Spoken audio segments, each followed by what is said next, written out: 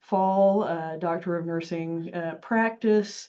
And we are delighted to welcome you to among the 2,000 graduate students here at CSUB.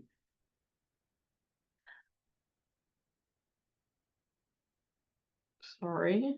See, you give me access to the slides and then I don't do it right. All right. So at any rate, my name is Elizabeth Adams, and I am the interim Associate Vice President for Academic Affairs and Dean of Academic Programs. I'm also the Dean of the CSUB Antelope Valley campus. So big shout out to any AV graduate students here. We're delighted to have you. Often we don't spend as much time as we want to talking about AV, but I will definitely talk about it today since it's near and dear to my heart. We've got some other folks on the webinar here today that you'll hear from in a little bit, but they're important for you to know who they are, and they are Martha Manriquez. She's probably the most important person for you to know about, and she's our coordinator of the Graduate Student Center. Martha is your resource for everything graduate studies. So I'm going to actually ask her to unmute and say hello to everybody so you can put a name with a face. Martha, can you say hello? And then she advanced the slide.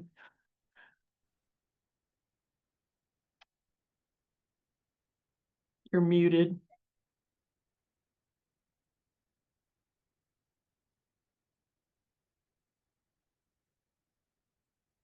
Okay, Martha's muted for some reason. I don't know what's going on, but you can at least see her. She's popped to the middle of the screen. Oh, I thought I unmuted myself. Did you guys not hear me at all? Nope, we did not. Oh, I'm so sorry. This is Martha. Welcome to CSUB. Thank you for coming today. And if you have any issues throughout your graduate studies, just let me know and I can assist you in resolving anything you need.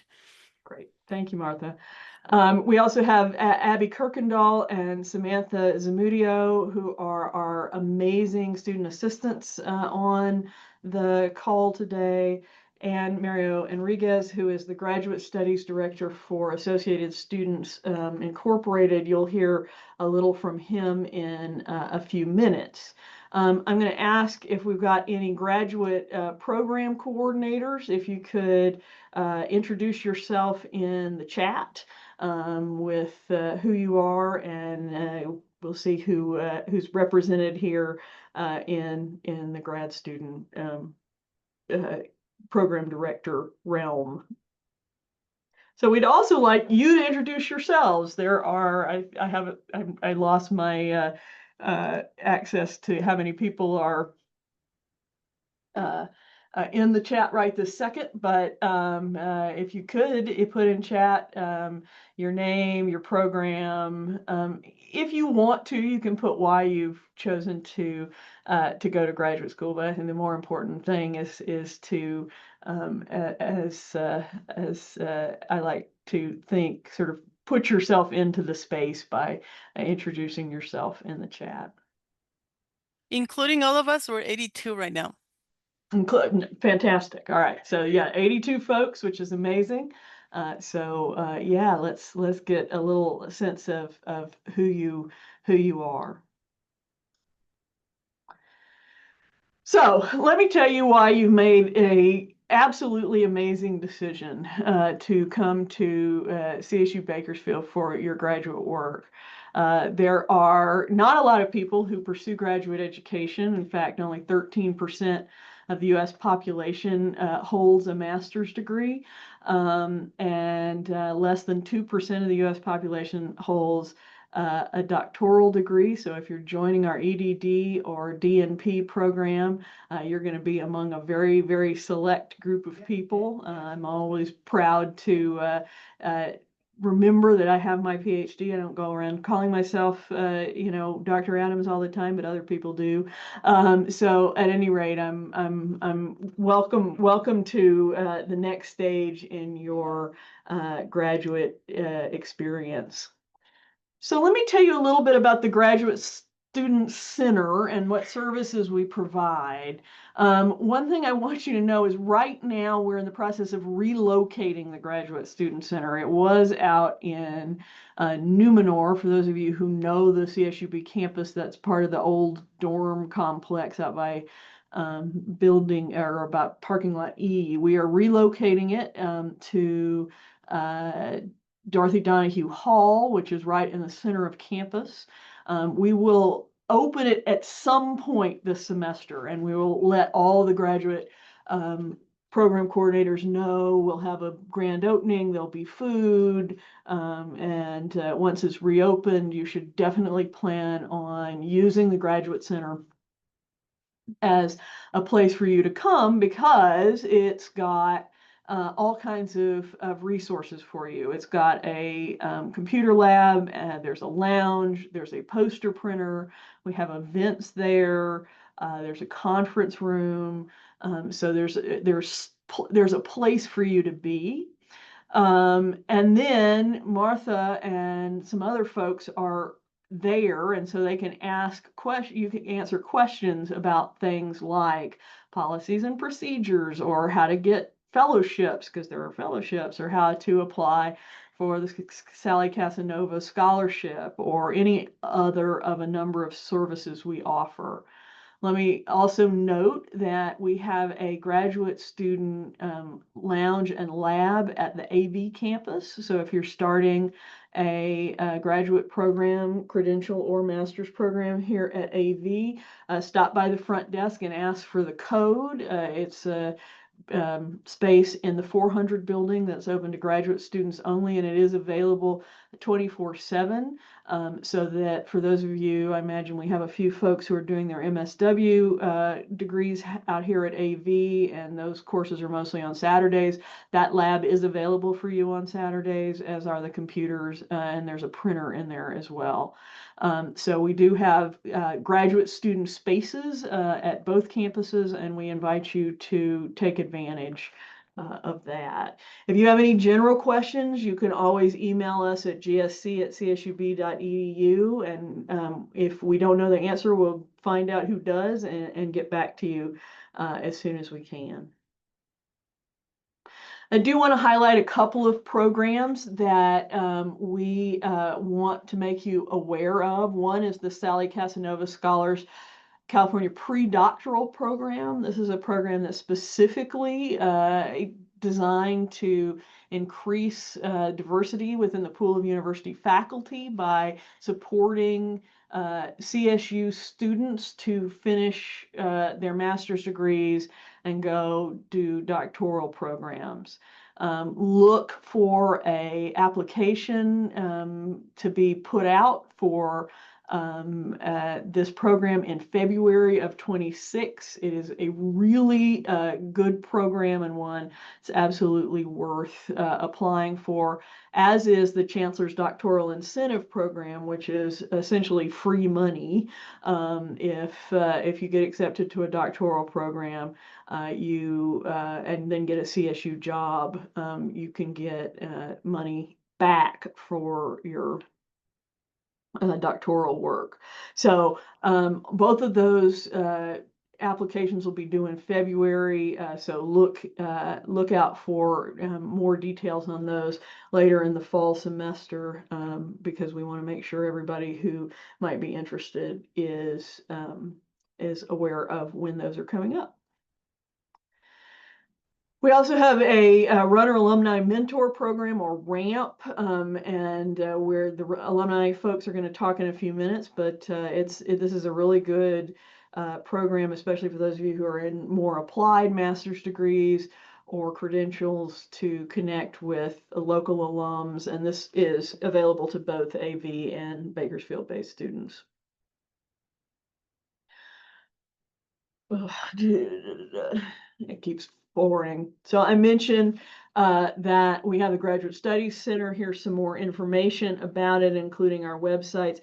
Please do follow us on social media. We do try to post on social media when we've got events coming up, and we are on Facebook and Instagram, and on LinkedIn.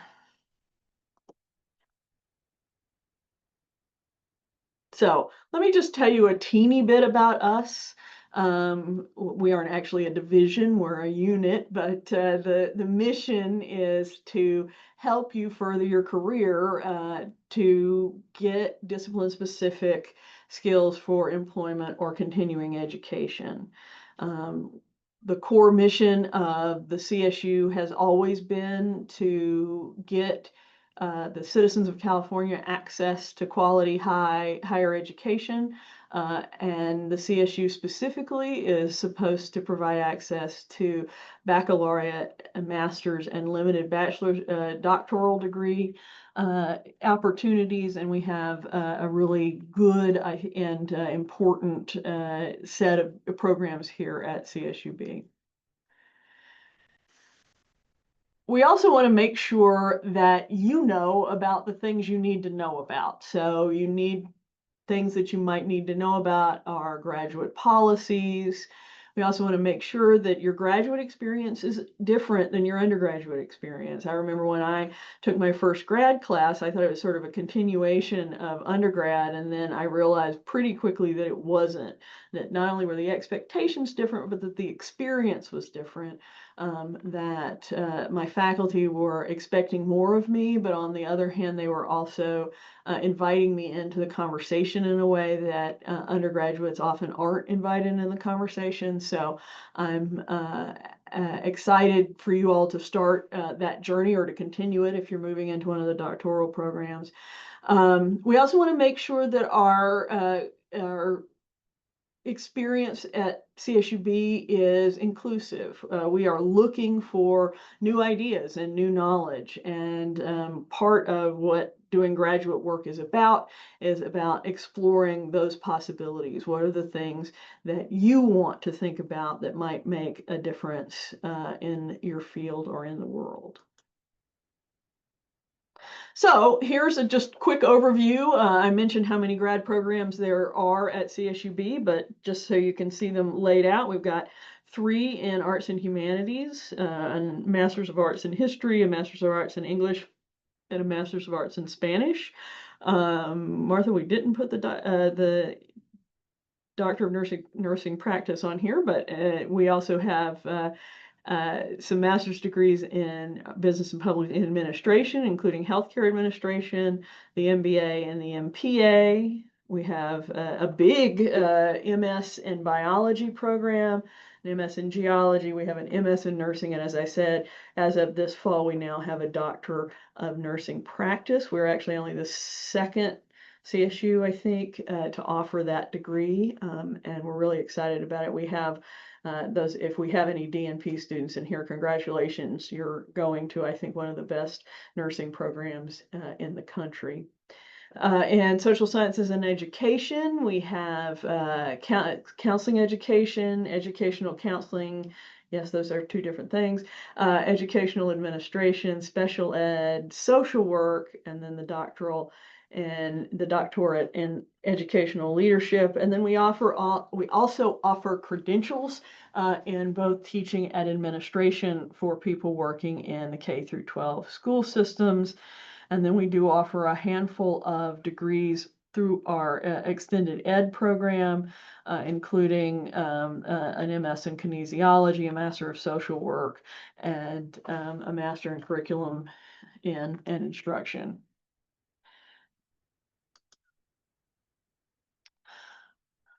All right, here's some awards we've won, right? And awards are great. I mean, I'm all for awards, and you can see that we've won a lot of them. What I would say as a sort of summary to this whole thing is that we are providing you with a really amazing opportunity, and that you are providing us with an amazing opportunity to enter into conversation that will advance our various fields. CSUB is, I have continued to say over and over again, probably the best bang for your buck in higher education. I say that as a graduate of one of our UC campuses, which is it was a great experience, but also cost me a lot of money. And it took me a long time to pay off my loan. So I hope that you know that you've made a great decision here with CSUB. And we've won lots of awards for things like social mobility, and we have some really excellent graduate programs. More awards.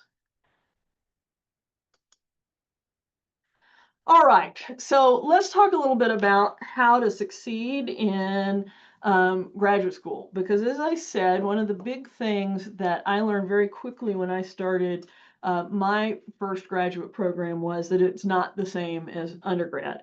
I imagine most of you have jobs, whether it's part-time or full-time, and many of you have families and other commitments, and so it is hard to make graduate school work around those commitments. You need to be intentional about it. Find the time to do the reading, to do the writing, to do the work. It really is important that you do that.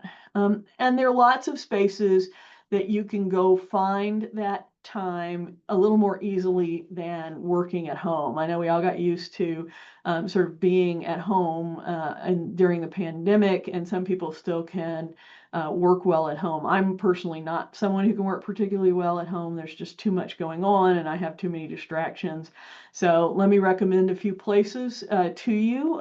Once we reopen the GSC, I would definitely suggest that as a place you can come study. The CSUB library on the main campus is the Walter Stern Library. You can ask actually for a study room. Graduate students are allowed to request a study room where you can keep books and other materials and keep it locked. It's essentially a little mini office. So check with the library front desk about doing that. And as I mentioned, we do have the graduate student lab here at the AV campus, and then you're also welcome to use any of the other spaces at AV to study. We have a library space, we have a student lounge space, and we're developing what we're calling the tech lounge with some computers and the like.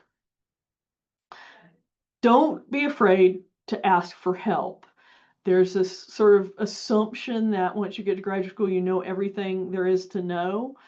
You don't, and it's okay to say, "Oh boy, I didn't expect this." We sometimes you'll find that professors have a higher or different expectations for how you write in certain classes. If you need help, there's tutoring available that's specifically geared to graduate students at the Writing Center. If you are an AV student and you need help, let us know because we can directly address your needs. And don't forget to try to maintain a work-life balance. And this is not always easy.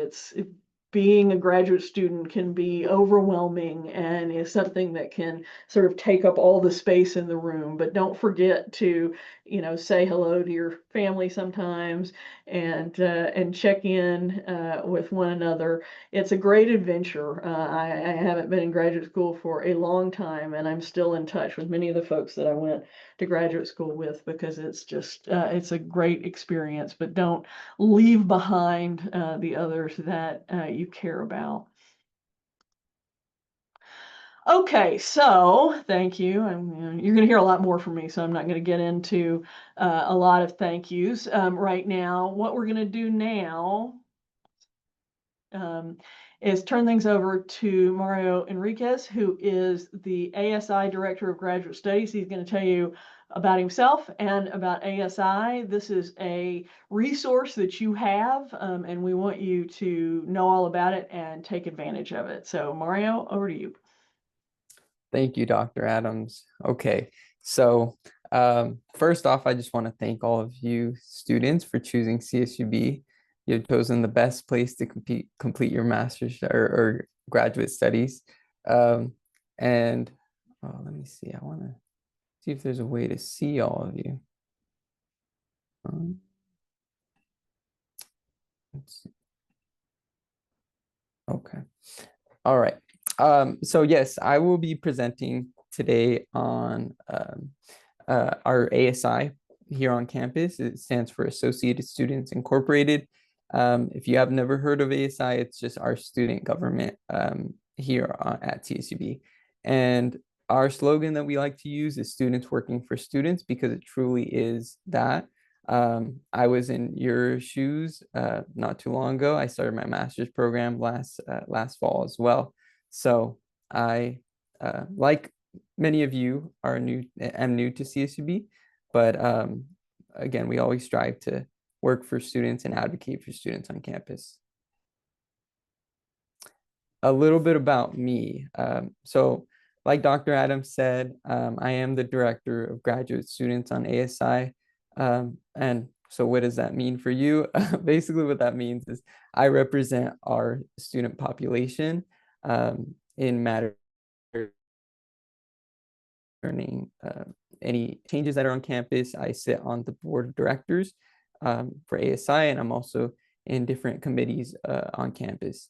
And specifically for students, what that means for you is I am another resource for you to utilize if you need any sort of advocacy, or if you just want to sit and chat about your program or some of your career aspirations. I'm more than willing. Again, I'm just here as another tool for you to utilize as you navigate your graduate studies. Later, I don't have them set yet, but I will have office hours throughout the semester that you students are more than welcome to attend, and I will be informing you later of those. So a little bit about me. I am originally from Shafter, California, but I did pursue my bachelor's degree at USC, where I was studying psychology. I was also pre-med for about 3 years. Then I realized, you know what, I don't want to go into medicine. I was more interested in working in administration. I had the opportunity to intern here at Kaiser last summer, which was my first foot in the door in healthcare administration. And I just fell in love with the daily challenges that came with administration.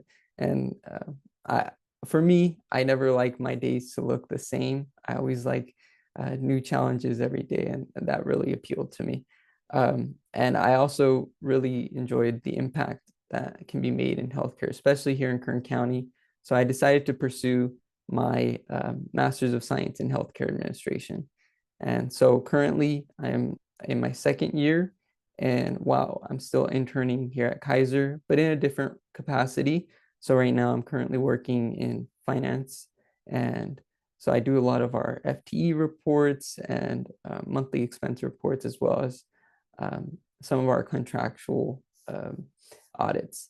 So now moving on to about ASI. So ASI is specifically designed for you, the students.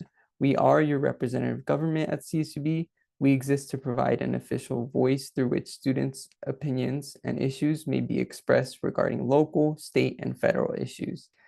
ASI represents the collective voice of over 10,000 students at CSUB. In addition to students, we help represent over 400,000 students across the CSU system. So the cool thing about ASI is it's not just here at CSUB, it's across all the CSU systems. So we have ASI at, if any of you are familiar with Fresno State or Stanislaus or any of our other CSU campuses, ASI represents all students across those campuses. So let's see. Some of our, so what does our leadership structure look like? So here on campus, our ASI board of directors is comprised of 5 executive officers, 1 chairwoman, and then 16 directors. So our executives right now include our president, our executive vice president, our vice president of campus life, vice president of finance, and of university affairs.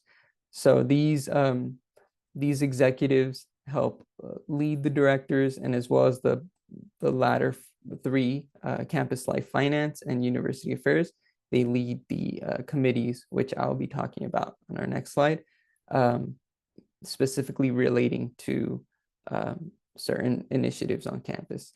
So our directors include this extensive list, which I will not be reading, but you can feel free to take a look at.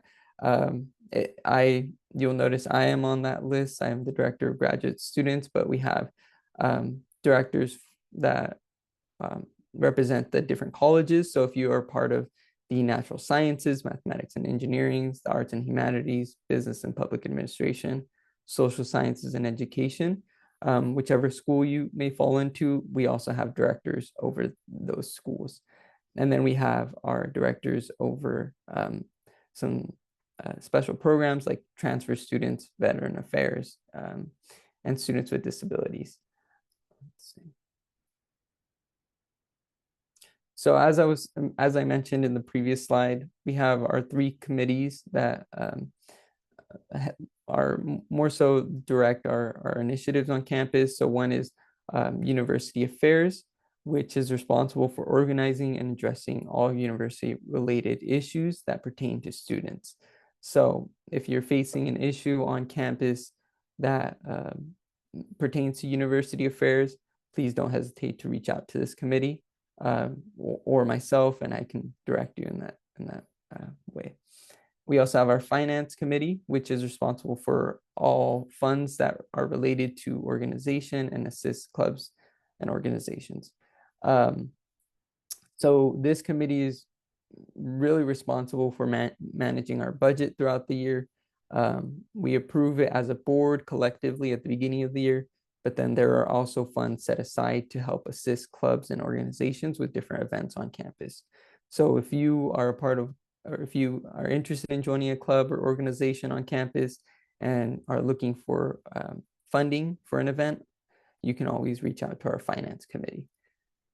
As well as campus life. So this committee plans, publicizes, and coordinates culturally and socially unified events and activities for the student body. So while finance helps fund different events on campus, campus life helps promote and coordinate the actual taking place. So ASI is busy advocating for you. And so here are some of the other programs that we have on campus that you as graduate students can partake in. One thing that I do want to mention is that if you are interested in joining ASI, we do require that you have been on campus or in your master's or graduate, in your graduate program for at least 1 semester. So technically, you would be ineligible to participate in being a board member or a director or an executive until next semester. So but if you are interested in joining ASI or just being involved on campus, we do have these 2 programs that are open to all students.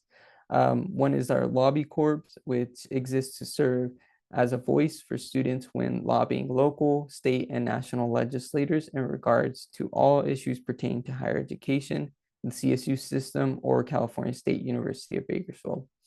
The ASI board works continuously so that your voice is heard on campus and in the halls of the Capitol in Sacramento and Washington, D.C. So if you really have a passion for things concerning legislation on campus and that pertain to higher education and just students in general, I would definitely look into this program.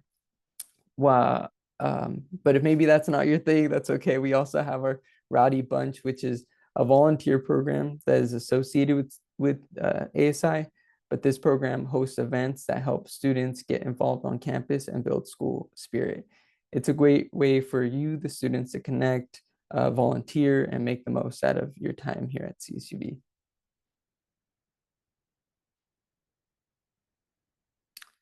And lastly, if you're interested in joining any of our board meetings, just to be a fly on the wall, if you have any concerns that you want to bring up to the board, our ASI board of directors meetings are open to the public, and we do welcome all students to come and attend our meetings. The public comment section of the agenda is the place for you to ask questions, provide your feedback, or share any concerns you may have. Our board meetings are held every Friday from 3 to 5 p.m. inside the ITVC studio. If you're not quite yet familiar with that on campus, it's on the east side of the library. If you need further directions, you can always reach out and I can help provide that. Or we also do host our meetings virtually on Zoom. Great. Thanks so much, Mario. Oh, sorry. Just one more thing. Sorry. If you just want to contact us, this is our contact information as well as my email. If you would like to reach out to me, or if you want to stay up to date with any of the events that we have going on campus, we are very active on our social media. Sorry, Dr. Adams. Thank you for your time. No worries. Thanks, Mario. Thanks, Mario, for presenting. We're going to hear from a bunch of different folks. It's going to feel a little like we've got you in front of a fire hose.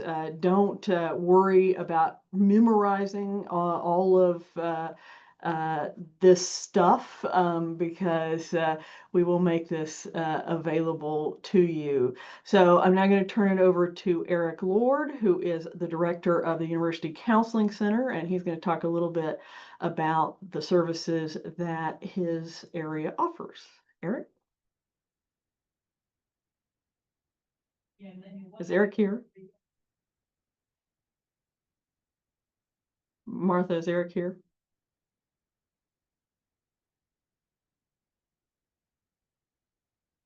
I don't think so. Okay, well then we won't do that. Yeah, we can go let to. me, wait, what just happened? Okay, well, let me just very quickly, wait, Oops. stop, Martha. Let me, okay, so let me just very quickly tell you about the Counseling Center. And then I'll move on and talk a little bit about the library before we move on to our next topic. So the Counseling Center is available to you as graduate students at CSUB. It offers individual counseling. This is all free stuff. You do not need to pay for it. So if you feel like you're getting stressed or you just want somebody to talk to, please feel free to reach out to the Counseling Center. There is a counseling center at the AV campus as well, and we do have a counselor out here. Both counseling centers also have, and these are amazing, wellness spaces. So definitely ask about those. The one here in AV has a very lovely massage chair, which I highly recommend. So all the folks who work in the Counseling Center are licensed therapists, and are really great resources. So glad to promote the Counseling Center. I also want to just talk to you a little bit about the library. Unfortunately, Kirsten Lattimore, who is one of our librarians, wasn't able to be here today. So let me just tell you a little bit about library services that are available to you. I mentioned that we have libraries at both campuses, and that is true. The one in Bakersfield's got lots of books. The one in AV doesn't. But if you are an AV student and you need books from the main campus, we will send them to you free of charge, and you can return them to AV. We also have lots and lots and lots of online resources, and you can find all of these at csub.edu/library. You do want to make sure that you get a sense of the kinds of resources that are available to you, especially if you are starting a graduate program that requires a lot of research work. The standards and ways to approach doing research at the graduate level are more significant and more rigorous than those at the undergraduate level. There are specialist librarians in all fields, so you definitely want to check out the library website and figure out who your specialist librarian is. If you're doing research for a paper or a project, you can reach out to them directly. You can also, and this is for the Bakersfield campus, book group study rooms at the library, and there is literally 24/7 library resource available. If you log on, you can ask a reference librarian a question any time of the day or night. So I mentioned the databases. I would highly recommend using databases by subject, and find the subject databases that are most relevant to you. For example, those of you who are in the humanities will probably get to know JSTOR very well, whereas if you're in the social sciences, you may use some other resources. OneSearch also is available, and that will show you all the stuff that's in the library. A few of these things are available only to you as CSUB students. So you do want to make sure that when you log on to the web, you log in with your CSUB credential, so your email and your password. And if you don't have one of those yet, you need to contact IT about that, because you do need that to get going. You also, I would recommend getting an ID card. ID cards at the AV campus can be gotten through talking to Mike Brown. And the main campus, I have no idea where they are, so I'm not going to even pretend. Martha, do you know where people get their ID cards? I have no idea. At the Yeah, help desk. help desk. Okay, yeah, so that's in the library. It's in the basement of the library. And here's a little more information about library services, and some information about the AV library availability. So if you are doing a final project, and most of you will, so it'll be a thesis, a project, or a dissertation, you will need to submit it to the library. And it will then become available globally to students, researchers, and the general public. So I know you're all just starting now, but if you are doing a master's degree or a doctoral degree, you do need to do this. Good news for those folks who are doing credentials, you don't. But in the meantime, keep this in mind. There are deadlines for getting this stuff submitted to the library that are part of getting your graduate degree cleared for when you're ready to go. And there is Kirsten. I am not Kirsten, obviously, but you can see her picture, and there's her contact information. She couldn't be here today, but you can contact her directly, and she will get back to you quickly, and will help you either directly or get you to somebody who can help you. All right, so the next folks we're going to hear from are Jasmine Padilla, who's going to talk to you about the Magic Center and the Dreamers Resource Center. Jasmine.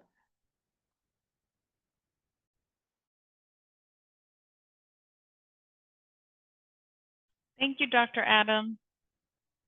My name is Jasmine Padilla. Welcome, everyone. Congratulations on reaching this milestone. We're so excited to have you and start this academic year strong.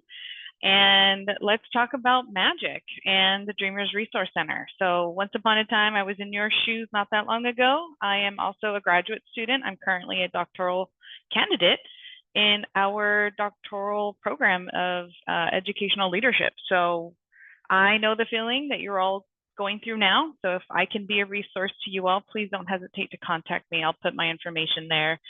But in addition, I do want to highlight our services here at CSUB through the Multicultural Alliance and Gender Equity Center and the Dreamers Resource Center. I have with me today my colleague who is going to talk about briefly later on in her presentation about a new student achievement program. So briefly, can you introduce yourself, Marian? Hi, everyone. I am Marian Angeles, the Asian American Native Hawaiian Pacific Islander Assistant for the short name would be the ANAPI Student Achievement Program. So this is a new initiative that is for all students, and it's really meant to help you all connect and develop yourselves academically and professionally. Thank you, Marian. So let's talk about our services. And just a caveat, all our services are open to all students. And so we're located in the west side of the campus in the old dorms. Many of you, or not, are familiar with the old dorms, old housing, which is in student housing west. We're located in the Rohan building. One of the images there on the slide has an image of the Rohan building, which is still, it looks very much like this. So if you can find the Dolores Huerta bench outside of our building, you're in the right place. Next slide, please.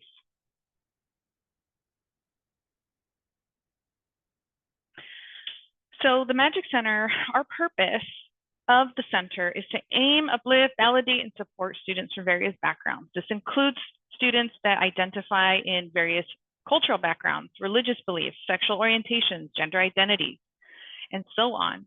And in our space, we have free course textbooks. So many of you, if you're looking to save a few dollars and time, you can definitely come to the Resource Center here. We have a textbook library. We have various shelves, bookshelves with textbooks in them and novels. Many may be for the classes you may need this semester or future courses.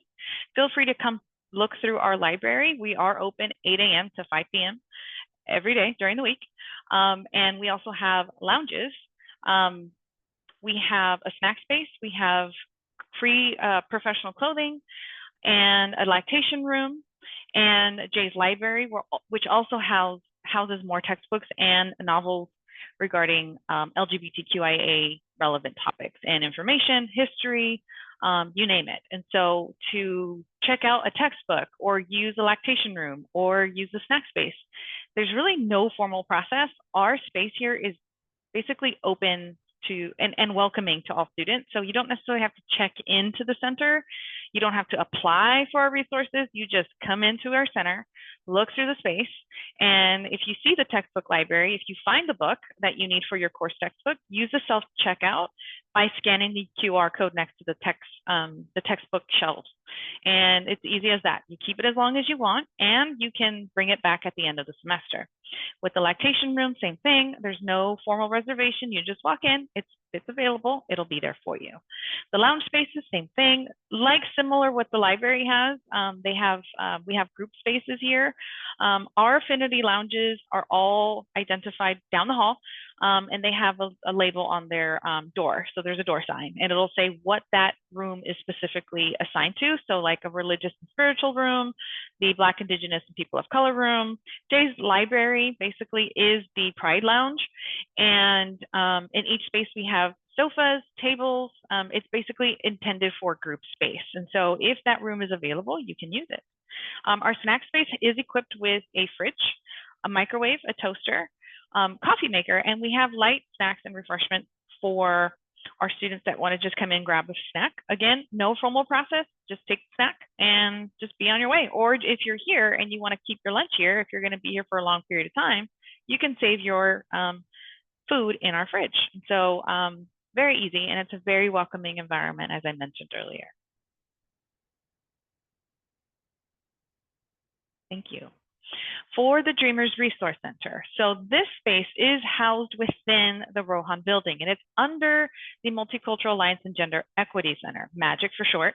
And so we house different programs here along with Marion program, the INAPI Student Achievement Student Support Program.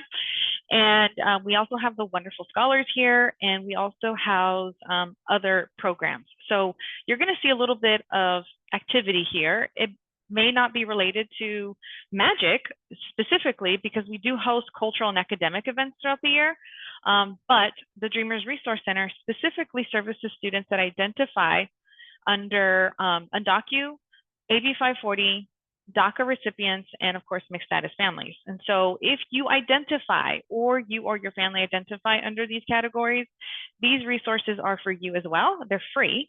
And so we offer mainly and mostly the free legal immigration services and anything else housed under MAGIC. And so for free legal immigration services, I'll talk a little bit more deeply and in depth in the next slide, but we do offer application support. Specifically for campus related forms. So like if you need to follow up on your tuition exemption form, we can definitely help with that. If you're having difficulty understanding your financial aid that was awarded, we can help with that as well. Specifically for advising and class course selection, that needs to be your advisor. But if it's anything else that you are experiencing, a barrier, a challenge of some sort that's preventing you from being successful or getting in the way of you focusing on your courses, please come to our center. We can definitely meet with you. When I say we, I mean me. So please come find me. There's really no academic advisor here. I do have student staff that help and support our center. We also have volunteers, but when you come and meet with us, just request to come and see me. I'll put my information in the chat shortly, pretty soon for you all. But we have computer spaces, which is accessible within the Magic Center in our computer space. And we also do faculty and staff trainings. Many of you are upper division students, obviously graduate students, but we may do a presentation in one of your classes in the near future. So you may see this information again, but we always try to promote and bring more awareness about our services as much as possible. We're living in a time where this information is definitely more needed and made more aware of. And so who's eligible for our legal immigration services? So this is eligible for all CSU individuals. That's including current students, newly admitted students, faculty, and staff within the CSU family.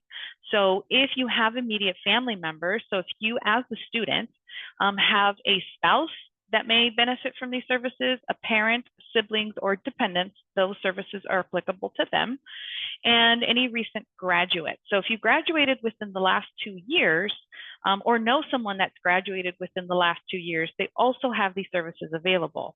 And the process is fairly easy. You can go onto our website, which I'll put in the link shortly. I'm sorry, in the chat shortly. And you can go onto our website and create a virtual appointment with our attorneys. So our attorneys are through Immigration Legal Defense. These are real attorneys, real immigration attorneys that provide these services. So basically you would start with a 30-minute consultation over the phone. We do that because it's more confidential and it's at your own time when you're scheduling that meeting with the attorney. You can put in your request as you're scheduling your appointment. If you need a specific attorney to speak a certain language, you can put it in the notes. Like if you want to just only speak, if you only have a Spanish speaker or someone that only speaks Urdu or Arabic, you name it, they will provide that for you. So I really love our legal immigration attorneys. They are fantastic to work with. Once you're doing your consultation and that day comes, you're going to be asked a series of questions, and through those questions, they'll identify if you qualify for some type of relief, or if it's time to change your status, or it's time to start the application process. And they also help students that are current DACA recipients to do renewals, advanced parole, or if there are any juveniles that qualify under the Special Immigrant Juveniles program, that's also a service that they help you. So they will take you on as a case, and then they will keep you on as a case until your case is fully done and completed. And that service is available for free. Now, we do have emergency funding that's only applicable to this population of students. So if students need a DACA renewal application fee waiver, we may be able to, if you qualify, you may be able to, we may be able to supply the funds for that application fee. Again, it's very limited with what we can offer, but it's still a resource that can be possibly applicable to eligible students.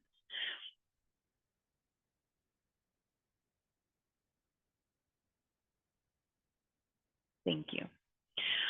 We also have available at our center is red cards. So these red cards are around campus, but we primarily hand them out and distribute them around the different departments, different areas, any public space, the library, the student union, the counseling center, anywhere where they request them. So primarily we have them in English, but the QR code there or the site will take you to where we receive the red cards, and you can actually print one if you can't physically come to our center to get one.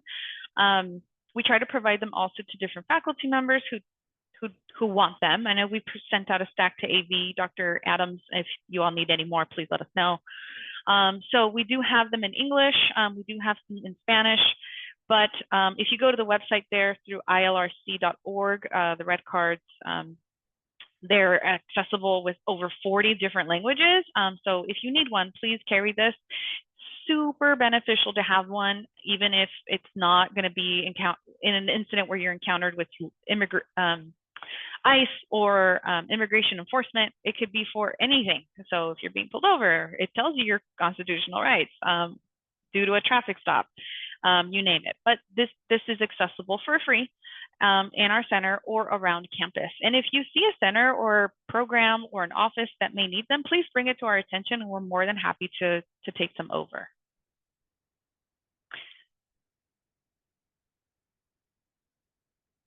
Thank you. Well, I'm going to keep my part a little bit more brief. So this program is brand new to the campus as of a few months ago. But our goal here is to actually provide culturally relevant programming, hopefully being able to provide some programming to the AV campus as well. So please be on the lookout for that. We are also planning on having an AVI lounge sometime this fall at the Bakersfield campus, as well as developing a peer mentoring program. So just a little bit of a blurb about me, and I'm just very happy to be here and support Jasmine. Next slide, please. That's it. So that's basically what Magic and Dreamers Resource Center consists of. We do have a Instagram account so far. We don't have TikTok or anything else. This is what really works for us. It's all student driven, by the way. So our social media content creator, she's amazing. She's been doing some videos in there. So if you want to follow us and find out important information, relevant information, or upcoming events, or anything you want to send us that you think we should, inform our campus community, we definitely follow our fellow partners. But this is how to get a hold of us. So if you need any additional support, information about our services, feel free to contact us. Thank you for your time, and best of luck on your upcoming endeavors. Thank you so much, Jasmine and Marian. Really appreciate the time. Before I go to Jessica, I do want to note something. Jasmine mentioned ICE. I do want you all to know, as of right now, CSUB has not had any experiences with federal law enforcement, but anticipating that might be the case, you will see at both campuses indicators on various buildings about what spaces are fully publicly accessible and which spaces are limited to the CSUB community. So pay attention to that. Any space that's limited to the CSUB community, we will not allow federal law enforcement to come in without a warrant. So if you or someone you know is in a status that has got you concerned, please be aware that when you're on campus, in your classes, in your professors' offices, in most of the spaces that are available, that you are safe and that the university will not allow for anybody to harass you or anybody else around that. And the red cards have some information about that. All right, let me hand it over to Jessica Allred from the Health Center. She's going to talk to you about health services that are available at. She's going to share her screen. For some reason, I can't give her the access. Oh, huh.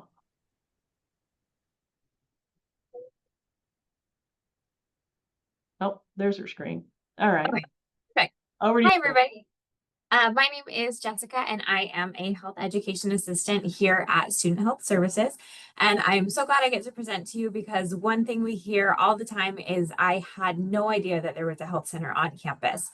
So we are here, we are student fee funded. And so most of the services we offer are completely free to you. So might as well come and utilize us if it's already going to be free. So anyways, we are on the south side of campus. We are right across the street from the Accardo Center. We are the big brown building with all the trees around it. I've been told before that it looks abandoned, but I promise you it is not. We are here every day and we would love to see you. We are a fully functioning medical facility, so you would get the same care here that you would get at any doctor's office off campus. We have physicians, nurse practitioners, nursing staff, referral specialists, clinical assistants, in-house pharmacy, and in-house lab. So you can get your prescriptions here, you can get lab work done here, even if it's from an off-campus provider. And then we have the health education department, which I'm a part of, and we do outreach events. You'll see us around campus all the time. Some of the services that we offer, and this is not an extensive list, we do medical evaluations, health education, our new, we have a wellness vending machine, which is new, which we're really excited about.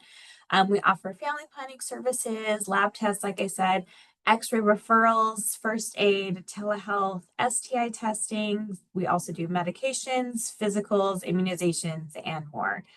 And the best part is that even if you have outside insurance, we don't take any insurance. In addition to that, everything in red is free. It's covered by your student fees. Everything that's in black, we're not out to make a profit off of you guys. So we're going to offer it to you at cost. So we might be able to offer it to you less than if you have outside insurance and go to your provider. So it's definitely worth coming to us and seeing what we can offer to you first before going to your provider, just because we're also so close too. So this is the wellness vending machine that I was talking about. Everything in it is completely free. We have sexual health products, we have drug safety products, we have menstrual products. One of the things that we have that's really popular is Narcan. It's, again, completely free to students. You can only get one every academic year. And we don't require you to have a training, but there is a training there. We definitely recommend, if you're going to get it, doing the training sooner rather than later so that you are prepared to use the Narcan in the event that you would ever need to use it. Hopefully not, though. We do also have a lactation room. It is very cozy. It's got a door that locks. It's got an outlet, like anything that you could ever need if you are lactating. We unfortunately don't offer a place to store express breast milk. But if you want to utilize it, it's just open during our office hours, which I'll show you on the next slide. You just come into the front desk, let them know that you want to use it, and it's free for students. So we are open for in-person and drop-in appointments. We are here Monday through Friday, 8 to 5, and our appointment hours are 8:15 to 11:30 in the morning, and then 1 to 4:30 in the afternoon. Our phone number is there for the Bakersfield campus. If you are in Antelope Valley, we unfortunately don't have an on-campus medical facility there anymore. We are actually contracted with a local urgent care center. So you can go and get any of these services mentioned for free. All you have to do is call our phone number first, and we will send a referral over to the urgent care, and they'll be able to get you those services for free. This requirement, I don't know if it will apply to any of you, but I wanted to just touch base on it. It's for the immunization requirement. If you are 18 years old or younger, you need to submit 3 doses. You need to submit record of 3 doses of hepatitis B or a positive titer, or you'll receive a hold on your account.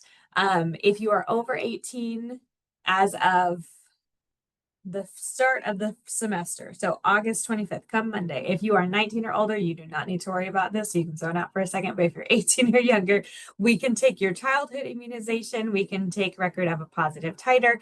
You can also submit medical or religious exemption forms. You just need to upload those to the website right there, health.csub.edu. And if you have any issues with your record, we will correspond with you and let you know how to get that hold cleared. That is all I have. I'm sorry I went really fast, but if you guys have any questions, I'll stick around for a little bit. Feel free to pop them into the chat. We are on social media. We just opened up a TikTok, so I'm sorry that is wrong. It's actually at CSUB Student Health, not Student Health Center. But we are excited to see you guys, and we hope to see you on campus soon. Great. Thanks so much, Jessica. By the way, I'm really impressed if we do have graduate students who are under 18. If you do, be sure to, get the hepatitis, but I don't think most of you are. No, your family is not able to use the health center. It is made available to you through your student fees. All right, now I'm going to turn it over to Lenny Perez and Mariela Vega from our Center for Accessibility and Essential Needs, and they will give you some important information about all the services we offer in those areas. So, Lenny. All right, thank you, Dr. Adams. Are our slides up there? Or am I sharing them from my computer? No, we'll do it. Martha, I don't have, you need to give me access to share again or to advance again, or you need to do it. Lenny, you have remote control. I do? Yeah. Oh, I think I see it. Okay. The buttons are, there they are. They just blend in. So, okay. I'm Lenny Perez. I'm Ariela. You want to give a quick intro? Hi, everyone. My name is Mariela Vega. I am the Basic Needs Coordinator for the department. And I am a disability advisor. And so, oh, I forgot about our llamas. Real quick, let's do this real quick. In the chat, just put a number in there. There's 4 llamas on your screen. So let's take a kind of a mid-break, a check-in. Just out of curiosity, kind of see where people are right now. I would say, I think I'm at a 1 finally. I've been 2s and 3s throughout the week, but I'll keep going. The rest of y'all can look through and see where people are. All right. So accessibility. We really have 2 components, one that Mariela is going to talk about and one that I'm going to talk about. In my area, we were services for students with disabilities. So we still do the same job that we do, just under a bigger umbrella with some other services combined with ours. We provide support services to enable every student, regardless of disability, to have access to a university education. So again, if there's something there that is not allowing you to have full access to your education, whether it is some kind of a learning or physical disability, then our department is there to help out with that. We have academic accommodations, which is one of the biggest things that we do. We do also learning disability testing. We're fortunate enough to have somebody in our office that will conduct learning disability testing if necessary. Out in the community, that could cost maybe $800 to $1,200, but again, we have somebody that will do that at no extra cost. Like a lot of the services you're hearing today, our services are also no additional charge. Everything's covered under student fees. We try to be faculty liaisons and help out with the faculty in terms of accommodations. We can help you work with your faculty to instill any accommodations that may have been granted. In short, campus accessibility, we work in general just to make sure that things are accessible in all the buildings. And of course, we want to promote awareness, having students aware of what we do. I think I just skipped a slide. How to qualify. Well, you have to be enrolled as a undergrad or graduate student. And then there's just a simple application on our website, which we'll get to towards the end. Documentation is needed. Either you will have something filled out from your healthcare provider, a form we'll provide. If it's a learning disability, if you had an IEP in high school, if you had learning disability testing already done at a community college or another university, you can present that to us, and we can look over that as well. So again, trying to make it simple. I really, consider 3 things we need. We need your application and then a consent form. That's both on our website. You can get through that in 15 to 20 minutes. And then the third piece, either our form gets completed by your healthcare provider, or we can do an assessment if you don't have some other learning disability paperwork. All right. Types of things that we help out with. Here are some accommodations that we provide. I mentioned the assessment. Priority registration is something all our students get. Examples of accommodations are extended time on exams, note takers, recorded lectures. We do have ASL interpreters to work with our students and also some alternate media and adaptive computer equipment if necessary. These are just examples of who is eligible. So again, there is a lot more than this, but again, these are some of the common reasons students are registered with us. This is jumping into Mariela's part, and just to end my section, Again, if you feel you have a learning disability or you know other students that may, please check in with our office. Everything is confidential.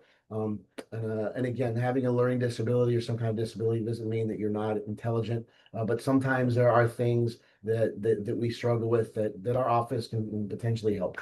So, thank you, Mariela. It's all yours. Thank you. Hi, everyone. Welcome to CSUB. I'm going to be presenting on the other focus that our department has, which is one of them would be food resources. So we do have a food pantry on campus, and it's open to CSUB students, staff, and faculty. We have fresh produce, hygienes, cans, milk, eggs. We try to have a little bit of everything for the students, and the students can get up to 10 items from the food pantry, and you can go weekly. We also have a food distribution that is open to the community, and we have one every third Monday of the month.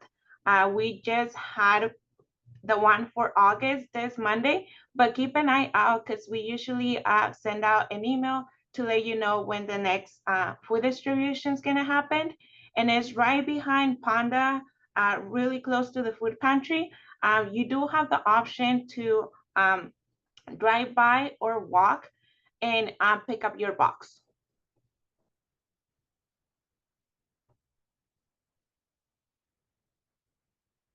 Go ahead, Lenny.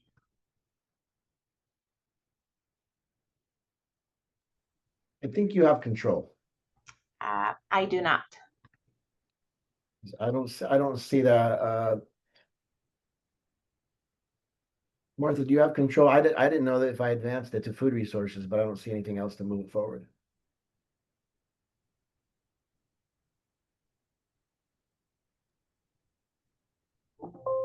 And Martha, I don't seem to have it anymore either.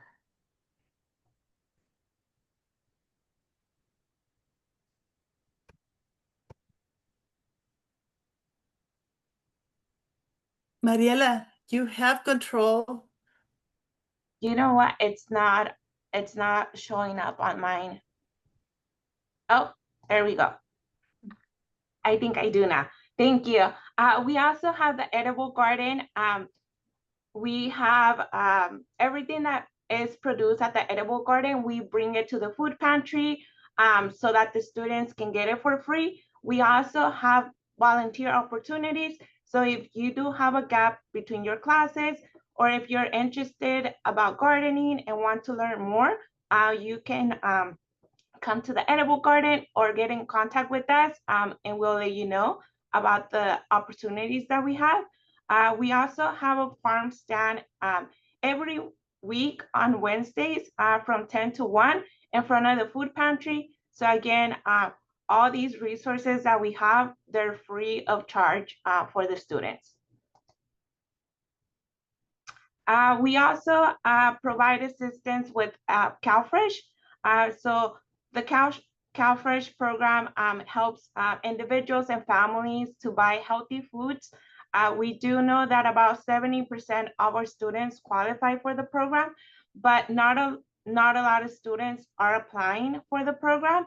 If you do qualify for the program, you will get an EBT card, which is like a debit card that you can use at grocery stores, farmers markets, any places that do take EBT. Unfortunately, housing and international students do not qualify just because they do have a meal plan with the university. I am now going to be going over housing and financial resources within our department. We do have quite a few programs. So the first one is on-campus emergency housing. This is for students who are experiencing a housing crisis. So that can be for students that got kicked out of their home or are couch surfing or are living in their car. We put them in student housing for 30 days free of charge. And in that time, we work with the student to try to figure out what's going to be the long-term plan for housing. We also have off-campus emergency housing. This is typically for the students who are not able to stay at student housing. So that mainly falls into our student parents. We are able to provide a hotel stay for that. We also have emergency grants, and these are for students who are experiencing something unexpected. We do know that situations unexpected happens in your life, and that could impact your academic success. So we would explore the option of providing an emergency grant.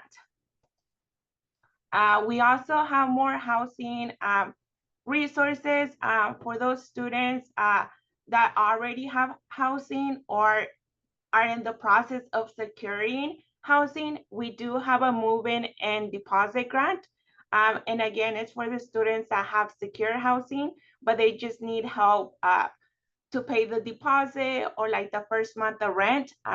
We would be able to come in and provide that financial support.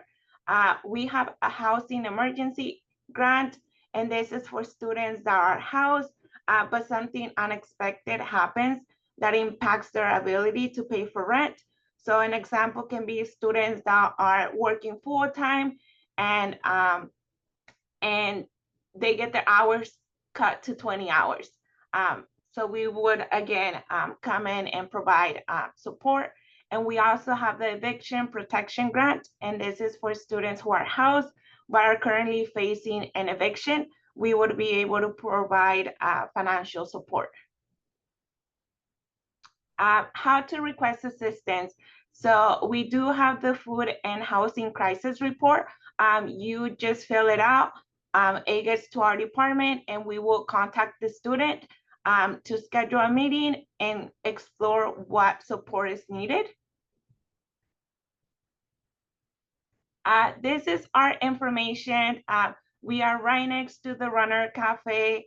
We are going to be opening from Monday through Friday from 8 to 5. Here's our email, phone number. And if you have Instagram, we have the Edible Garden, the Food Pantry, and our department Instagram account that you can follow us for events or any resources that we put. And that is everything that we have. Great. Thanks so much, Lenny and Mariella. Let me talk very quickly about the AV resources that parallel what Lenny and Mariella talked about. We do have a disability support coordinator here at the AV campus. Her name is Michelle Brooks, Shelley Brooks, and you could contact her. She also provides access to any needs that you might have, basic needs. We actually partner on that with Antelope Valley College, and you'll have access to the Marauder Market, which includes almost everything that Mariella was just talking about. I do want to just let Eric Lord, the director of the Counseling Center, say hello. He came a little after I presented his slides, but I do want to make sure that he gets to say hello, and then we'll go to Diane Alford from CC. Eric, do you want to pop on and say hello? Yes, thank you, Dean Adams. I appreciate that, and I apologize for the lateness here. I wanted to introduce myself. I'm Eric Lord, the director of our counseling center. And I know Dean Adams explained kind of what we do here briefly.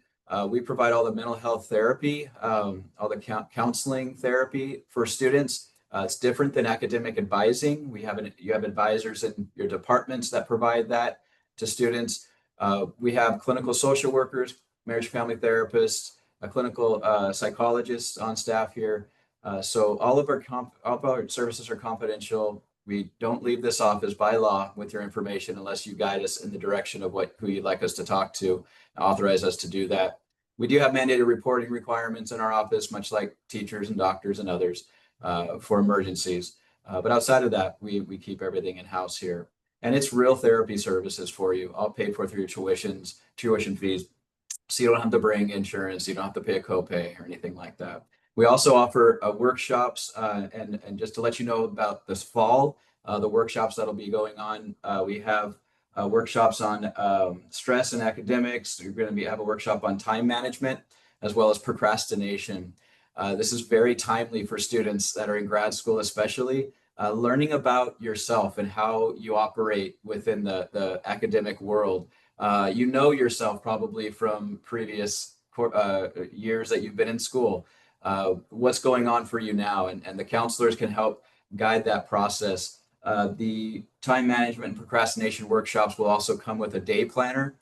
We've purchased for all the students that participate that you can break down every day that you have things going on, as well as hour by hour, half hour on the half hour. And it's really kind of helpful to manage our time that way. So those are just some brief things going on for us here. The last piece I'll add to that is if there's any need for psychiatric medication, we do refer folks to the community providers that we have relationships with to have ongoing care for that as well. You don't have to have a diagnosis to come see us, although we may end up deciding that's the best course of treatment is to really diagnose and understand what's going on for you. But it's not necessarily the requirement here. You could literally come in because you're stressed about tests or about relationships or other things happening in your world. And we want to be there for you. So I just want to say welcome. We're so excited you're here for your graduate student journey. And if you have any questions or just concerns or things you want to ask about, feel free to stop by our counseling center in Rivendell building on the far west side of campus. Thanks. Thank you, Eric. And now over to Diane Alford, who's going to tell you all about career education and community engagement. Great. Thank you, Dr. Adams. So good afternoon and welcome. My name is Diane Alford. I am the coordinator at the Center for Career Education and Community Engagement. We realize that it's a really long name, so we typically go by the acronym CC. So if someone says you need to talk to CC, know that that is the Career Center here on campus. We are in the process of moving, so we are moving to the Entwood building, which is part of the old dorm complex on the west side of campus. So you'll see us right over here near some of the other services that you've heard about today. We hope to be up and running early next week, hopefully Monday, maybe Tuesday, but we are typically open Monday through Friday, 8 a.m. to 5 p.m. And we are here to help students with all aspects of career development. So we offer individualized career counseling. So we have individual sessions that we can meet with you. We also have recorded workshops.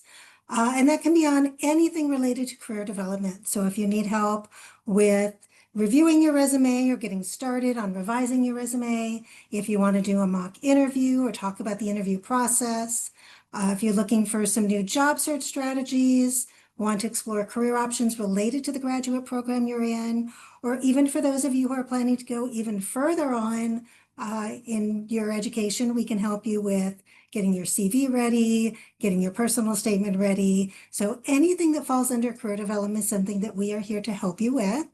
We also connect students with employers. So we have several career fairs every year, each semester.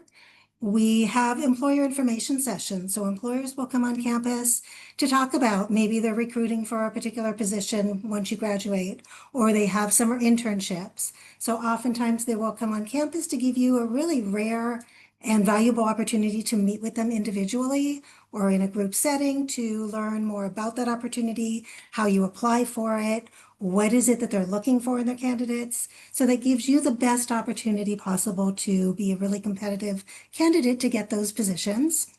And some of our employers will actually even interview on campus. So rather than making you go to them, they will come into our offices on the main campus here and do interviews here on the campus. Much more convenient for you.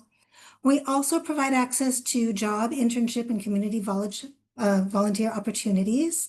So every opportunity, both on and off campus, that comes through our office, which most of them come through our office as the main career center, we make available on our handshake system that you have access to 24/7. For the individual career counseling appointments, we offer two types. So we have walk-in appointments. Those are on the Bakersfield campus. They are in person. They are 20-minute quick advising. So you don't need an appointment. You just come to the Entwood building, sign up. You'll see the days and hours right here. And it's first come, first serve. So it works really well if you have a quick question or just want your resume reviewed. And again, those will begin about the second week of fall semester once we're fully set in our new space. We also offer scheduled appointments, and those we offer over Zoom or in person. So for our AV students, you are welcome to make an appointment anytime via Zoom. We can meet with you then. We also do go to the AV campus at least once per semester. We don't have the date yet set for the fall, but we will make an announcement and you'll receive that in your newsletter and see flyers on the AV campus. So if you prefer to meet in person, we do come out to you as well to have appointments with all of those topics that we mentioned. So those longer appointments are 45 minutes in length. They're scheduled through Handshake. Again, they are free and unlimited while you are a student. Once you graduate, we still support you, so you still have access to our online resources, and you can still make up to 2 free appointments as an alumni. But they're really unlimited because they're in your fees while you're a student, so we really encourage you to use our services early, use them often while you are here as a student. Again, we have recorded workshops. So again, these are in a variety of career development topics. You'll find them on our YouTube channel and also on our webpage. You'll see everything again from resume, LinkedIn, why didn't I get the job? So common mistakes that we see that employers are sharing with us. So again, you'll find all of those on our website or YouTube, available 24/7. The career fairs, we host several each semester. For the fall semester, we have a volunteer fair coming up in September 3rd. That is on the main campus. So those are nonprofit and some on-campus agencies. So if you're looking for a little bit of volunteer work, that's a great time to talk to the different recruiters that are looking for volunteers. We have our JCPenney Suit Up event, which is October 3rd, which is huge discounts on professional clothing that we do in conjunction with JCPenney. Our Fall Career Expo is all disciplines, all programs, and that is October 7th on the main campus. We normally have about 70 to 100 employers across various disciplines. And then our graduate and professional school fair is November 6th. And that is again for professional and continuing education. We usually have the UCs there. We've got schools from across the nation, even some international programs as well. I encourage you to visit our website at www.csub.edu/CC, CECE. When you click on students and alumni, you're going to see access to, again, a lot of those various areas we can help you with. There's a lot of resources in there. You'll also be able to see our calendar of events. So when we have workshops, when we have employers coming on campus, that will all be in there for you. And you will also have access on that page to the Handshake link. So when you either go to this link directly or go into our CC website, you'll see the CSU Bakersfield login. Use your My CSUB credentials to get in. You all have accounts once you're registered for classes. And inside there, this is where you're going to be able to search jobs. So if you click on this jobs tab, you're able to narrow it down by location, by the type of job, by keywords, on campus, off campus. And by reading through those descriptions, you'll be able to see what that opportunity is, what the requirements are. Oftentimes you can actually apply directly through the Handshake system. You'll also be able to click on the events to see the career fairs and see which employers will actually be attending that. So you can do your research ahead of time to be prepared. And that is how you would make your 45-minute appointment to meet with a counselor. So by clicking on Career Center, you're going to click Make an Appointment, and you're going to be able to schedule an appointment time, again, via Zoom or in person. We do use social media quite a bit to get out the word about our events that are coming up. We are at CSUB-CC. We have Facebook, TikTok, LinkedIn. So I do encourage you to follow us. And if you have any questions, again, feel free to reach out to our email, career@csub.edu, or go on our web pages, or you can always make an appointment to meet with us as well. So again, thank you so much for your time, and we're excited to see you come Monday. Thanks so much, Diane. I know that the DNP students, I'm super excited about you guys being here, and you need to go to your orientation. So do feel free to log off. The one thing that I want to make sure you know about, you should check out the Alumni Association, and Athena's going to talk about that in a second. The other thing to know, though, is that every CSUB student has to do the Title IX training. You'll get a notice about that. Jorge's going to talk about it in a few minutes. So just keep an eye on your email for that. For those of you who are not in the DMP program, if you can hang with us for about 10 more minutes, we will get you out of here, but we definitely want to make sure you hear about the Alumni Association and about the Title IX issues. So Athena, your turn. All right, everyone. Hi, I'm Athena, and I'm here on behalf of the Alumni Association. So thank you for having me. Right now, we're currently representing more than 69,000 graduates. We are led by the Office of Alumni Engagement, and we're housed in University Advancement, which is located on the west side of campus. We also have our CSUB Alumni Board, who helps advise us. We also take part of the CSU Alumni Council. Oops, sorry. Here's our board of directors. I'm going to try to keep some of this short and sweet and spare some time. We have some great alumni stories if you ever visit online, such as Donna Barbara Higuera, who was recently inducted into our CSUB Alumni Hall of Fame. She is an award-winning author, and she won the Newbery Medal. This is a way to stay in contact with us. So I will drop lots of links in the chat as I go through this. And this is just for you to update your alumni contact information. That way we can stay in touch with you. You can stay in touch with us and stay up to date on all the things that we're doing. Speaking of which, if you graduated from CSUB, you are already a part of the Alumni Association. It is free to join. There's no type of fee. So that's the great part about that. Since you guys are graduate students, something you should know about is our Alumni Association Scholarship Program. Something to look out for upcoming in next spring or summer. And this is really great. We actually just hosted a luncheon with our scholarship recipients for the 25-26 session. And I will make sure that that link gets dropped as well. We have Runner Bridge, which is our online platform. It's basically like a LinkedIn, but just for CSUB students, alumni, faculty, and staff.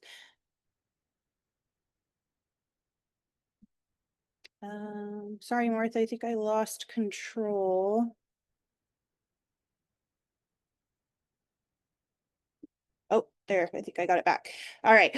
Runner Alumni Mentor Program. Thanks, Dean Adams, for mentioning this earlier. So the Runner Alumni Mentor Program is great. It's a way that we can connect sophomores, juniors, seniors, grad students with alumni professionals for one-on-one mentorship. It's hosted through our Runner Bridge platform. I don't believe I have a slide on this, but we recently started an educational doctoral guidance and empowerment mentorship program, or EDGE for short. I'm a part of the doctoral program in educational leadership. I'm actually a part of Jasmine's cohort, who you heard from earlier. So that is another mentorship program that's in its infancy currently, but I think I saw someone mention that they're in this upcoming cohort for DEPL. So that might be something to look out for if you're interested in getting a mentor. Party in the Park is an upcoming event we have. Highly encourage you to be a part of it. This year is a big top theme. We will have a magician. We'll have a lollipop lyra artist who's going to do some acrobatics. We'll have live music. Drinks and food are included with your ticket. So if you're 21 and over, you can attend, but this is a lot of fun and it goes to support the mentoring initiatives that I mentioned and the scholarship initiatives that I mentioned.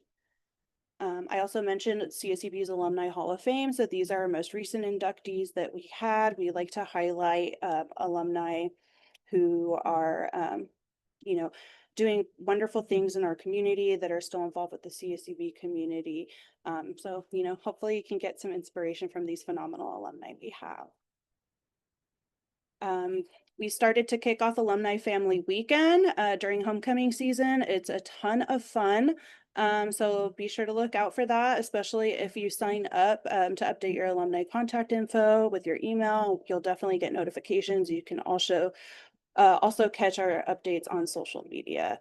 I'm going to go ahead and skip to the end just to spare time. So those are ways that you can stay involved. So basically the links that I will be dropping in the chat. And here is my contact information. And here you are. Thank you so much, Athena, and I appreciate your charging through that. So let me hand it over to Jorge Villatoro, who's going to talk a little bit about Title IX. Jorge, are you here? I am here. Can you hear me and see me, Dr. Adams? Good. Yes. Well, thank you very much for having us today, Dr. Adams, Abby, and Marta, for the invitation, for allowing us to join everybody here for orientation day. So first of all, congratulations to everybody in the room. We're happy you're here, and we have full confidence you have a great experience here at CSUB. So we're going to talk real quick about Title IX DHR at CSUB. Know your rights, resources, and responsibilities. My colleague Yu Kim, our conflict resolution manager, is in the chat, and she'll drop the link to our website as well. Okay. In 1 second. I'm trying to control it over here, Marta. Oh, there we go. Okay. Let's see if that works. Perfect. So learning objectives, learn a little bit about our CSU non-discrimination policy, understand Title IX, what it is, why it matters, learn the Title IX coordinator and the team here on campus, prohibited conduct, know where to report and how to report, learn about pregnancy accommodations, and complete your mandatory student Title IX training, okay? So first of all, CSU Bakersfield does not discriminate on the basis of gender, sex, identity, gender expression, or sexual orientation in its education programs or activities. We believe if anybody and everybody who wants to come here to educate themselves and access our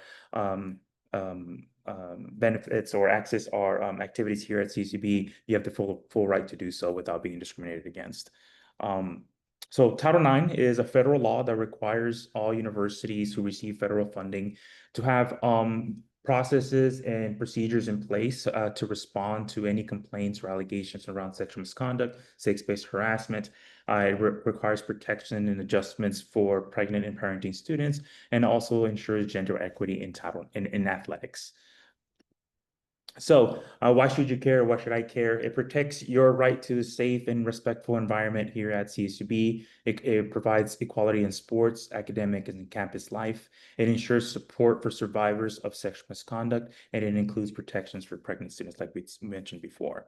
So our Title IX team here on campus, one of the persons, our newest member, of course, Q, who we need to add on here, but we also have Melissa Carlton, our interim Title IX coordinator, and myself as deputy Title IX coordinator. Our roles is to make sure we oversee and we're implementing all Title IX compliance related items on campus. We have our Celeste Seaton, our Title IX and DHR investigator, and Enli Solis, who is our victims advocate, who is a confidential resource here on campus as well. So if someone wants to talk to them, but to Enli and not go further anywhere, report it further up the chain, Enli Solis is a resource for you as well.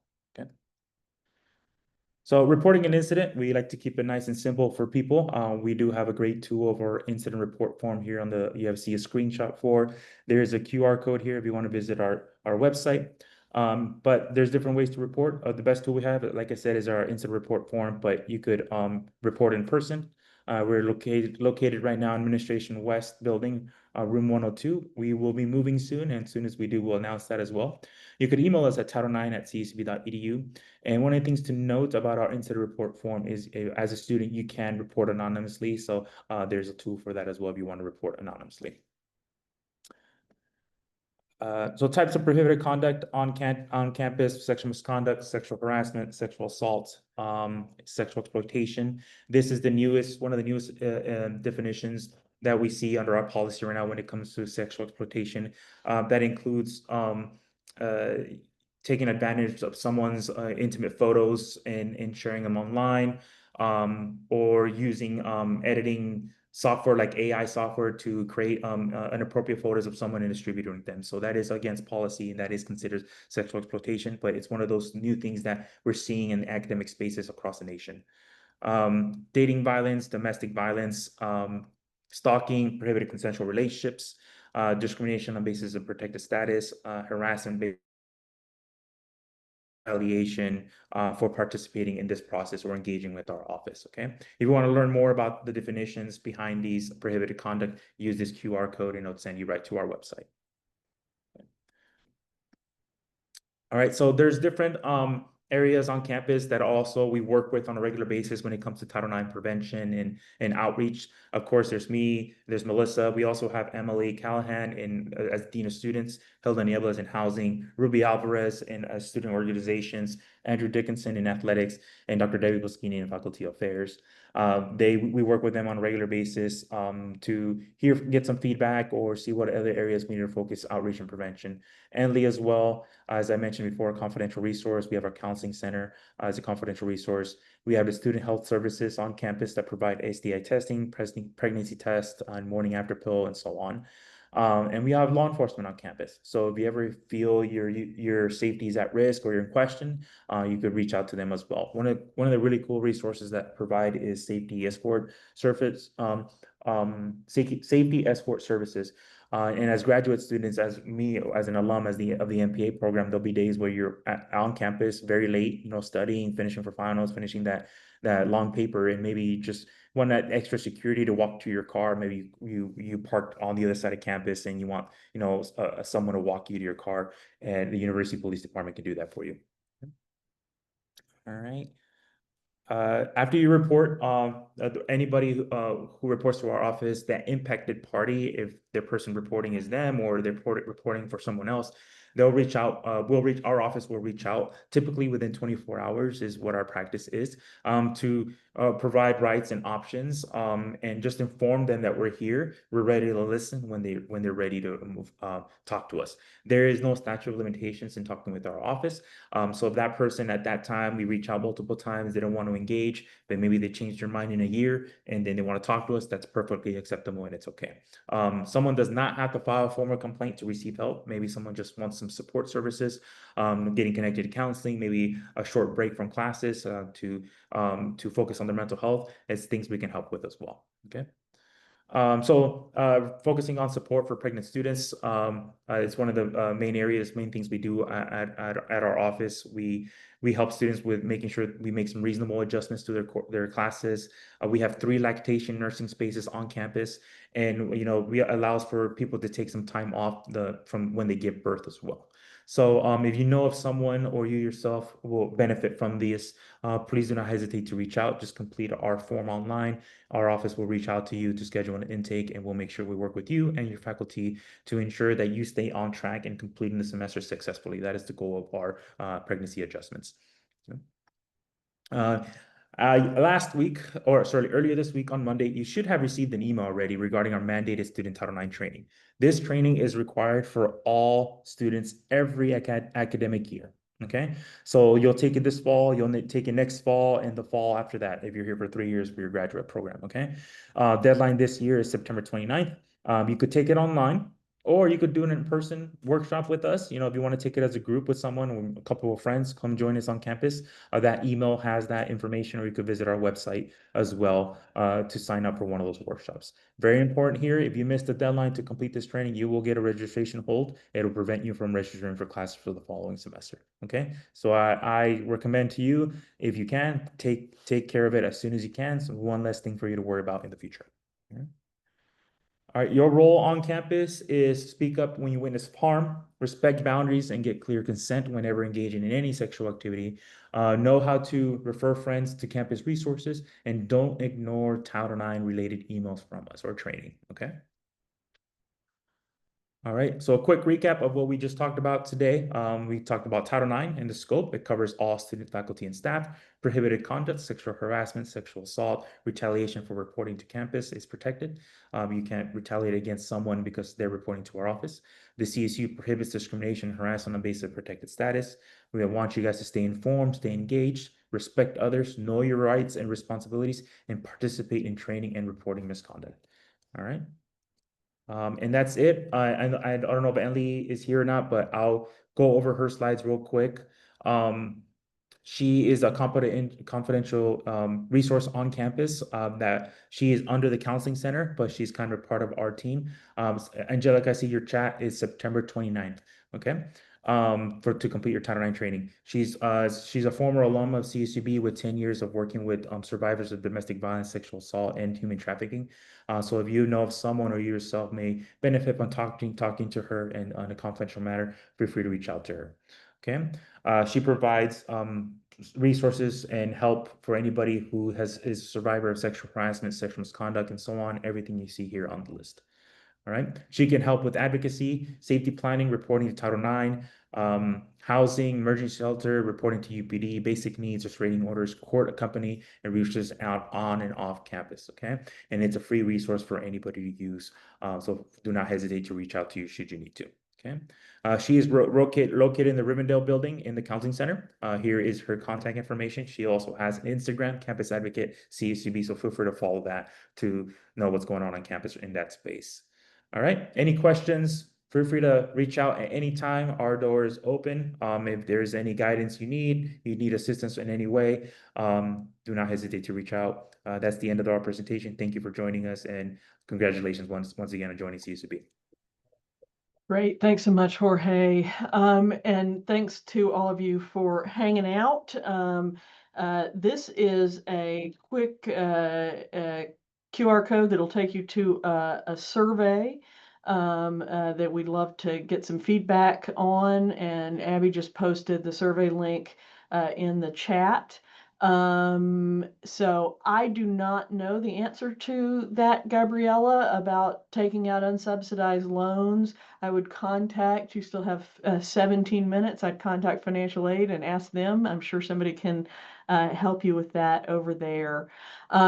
Let me just say again that we're delighted to have you at CSUB. Please be in touch with us if you have any questions about anything. This PowerPoint will be available on our website if you need to refer back to anything. And I am just delighted to see you around campus. If you see me on campus, please stop me and say hi, especially AV folks. I really love getting a chance to talk to graduate students. So good luck on your first semester in graduate school. And we know you're going to do great. And we look forward to seeing you in a couple of semesters walk across that stage and get your master's or doctoral degree or your credential. All right. Have a good afternoon, everybody.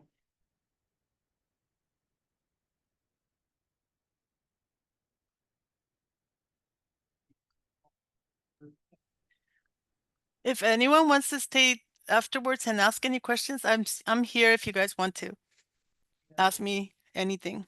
Sorry, I'm kind of frozen when I'm behind the scenes, but now I stopped sharing the presentation. All right, Martha.